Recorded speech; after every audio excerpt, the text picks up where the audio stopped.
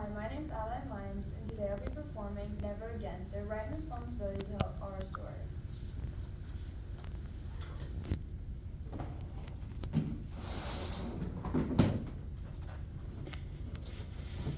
Keep on forgetting. Never stop forgetting. Keep on forgetting. Never stop forgetting.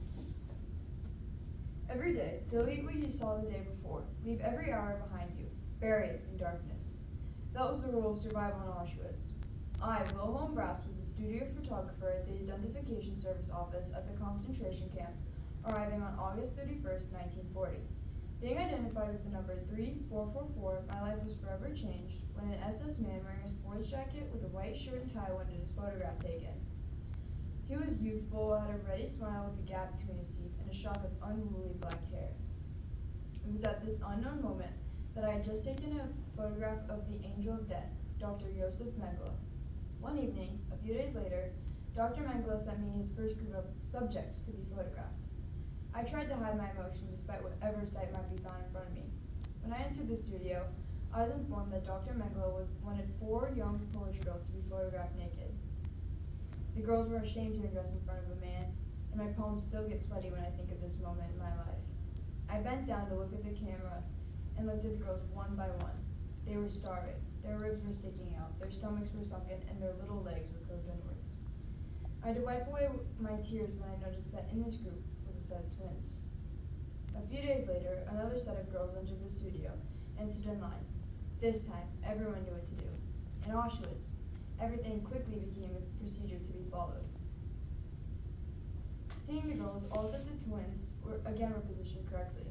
I had seen their terrified gaze, with this mixture of fear and hope that someone would help them, that a merciful hand would cover them, and I fixed it perfectly into the photographic paper, perfectly capturing all of the emotion. Baska, Mengele's secretary, kept her eyes lowered. She said, "Herr Brass, Dr. Mengele has ordered me to tell you that I'll be sending more subjects tomorrow, more twins." This is how my life went till about 2 years later, right before Auschwitz was liberated, and I was transferred to another camp. I felt it was my responsibility to risk my life to collect as many pictures as I could, to make sure I could show people what had truly happened. Throughout my life, I have always wondered what had happened to all the children that Mengele experimented on, especially the sets of twins.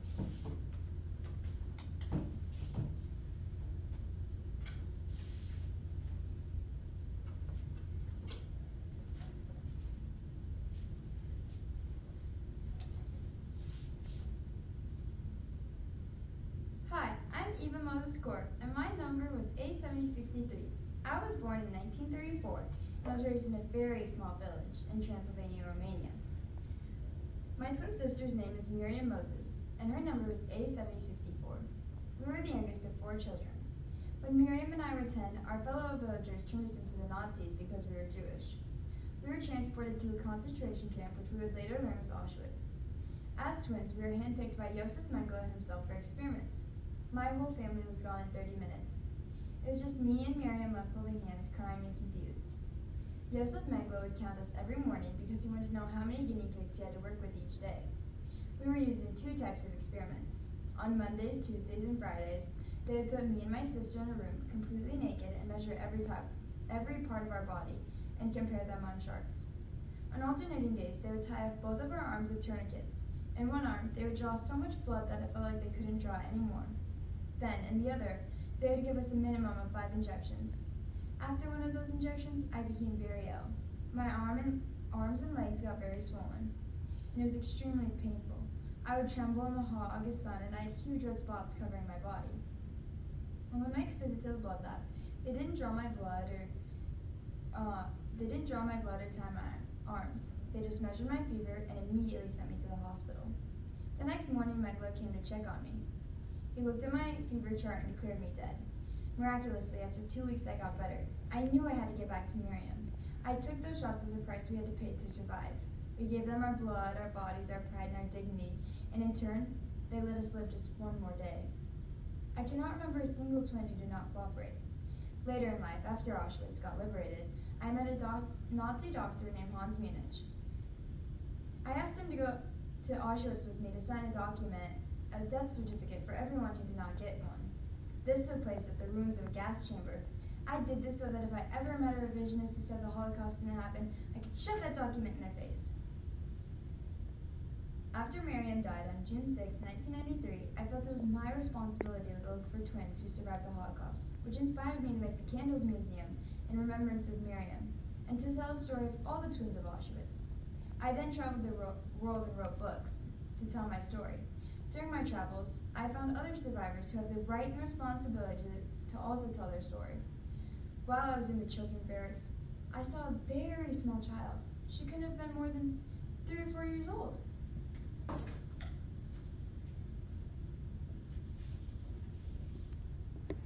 Hi, I'm Lydia Makamowicz. I was only 3 years old when I entered Auschwitz. It all happened so quickly. I remember seeing a soldier with perfectly combed back hair coming over to me. He was clean and well dressed. He looked into my arms for a long time. I think he was struck by the fact that they're blue, with the superior and Aryan race. I look German. He opens my eyelids and closes them again. He smiles. He feels my arms and my legs. I'm through, but I look older. I'm plump, fresh, and in good health. I'm perfect for what he wants. I have been chosen by Dr. Josef Mengele in person. I know that name. Everyone does. Mengele is an inescapable presence. I have been chosen by Dr. Josef Mengele in person. Am I lucky? To some extent, yes. He needs me for his experiments, but he needs me alive. When Mengele would do experiments on me, he'd put me to sleep so I won't remember exactly what had happened to me. Apart from the pustules resulting in the transfusions and poisons injected into me, the stinging in my eyes had told me what had been done. Mengele was obsessed with eyes. I was his favorite guinea pig. I don't remember the first time I saw Mengele's face. I only clearly remember his grinning foods. Mengele had no feelings for us. He had none for me. Along with my fellow inmates, we were only material for his experiments.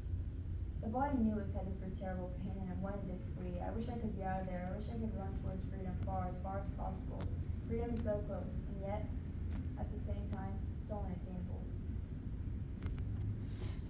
After I was freed from that awful place, some people say I was too young to remember. Not so, in fact. I've gathered together a few memories that are still vivid in my mind. I lined them up one by one. Then I connected them with people who were in the camp with me, who remember things that happened to me there. Last of all, I enclosed the circle by inspecting the archives with the number 70072. Even today, when I'm asked if it's right to bring children to Birkenau and other concentration camps, I say yes. I know that some people prefer to bring their children only once they've grown up, and I respect that choice. However, at the same time, I don't think it's harmful to show the younger things how things were. In fact, I think it might be helpful to them to understand how far into the abyss a man can plunge. To what level of cruelty? I've seen children like them there. They've looked evil in the face. They've had to come to terms with it. Today there's nothing for them to fear. But everyone has a duty to remember. To know and understand this could be crucial for future generations. I've lived through the longest period spent by any child in the camp. Many of my companions did not make it out alive. I did. My mission is therefore to speak for those who did not survive, and to tell everyone that they must take care lest the darkness return, so that mothers need not weep for their own children, so that everyone is spared having to lose their own parents and their own loved ones. As survivors, we have the right and responsibility to tell our story.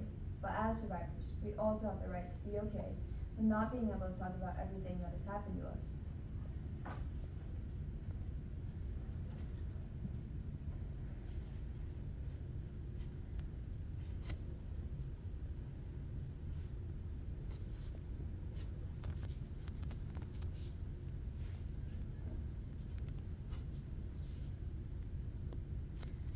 I've stared death in the face over 50,000 times, but it's always the soul of the lost child that stares back at me.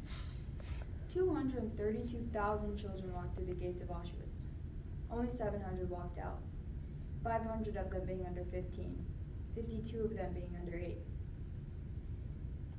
It is our right and responsibility to tell our story, no matter how great or how small. 3444, A7063. A7064, 70072, 70071. Nein, never again.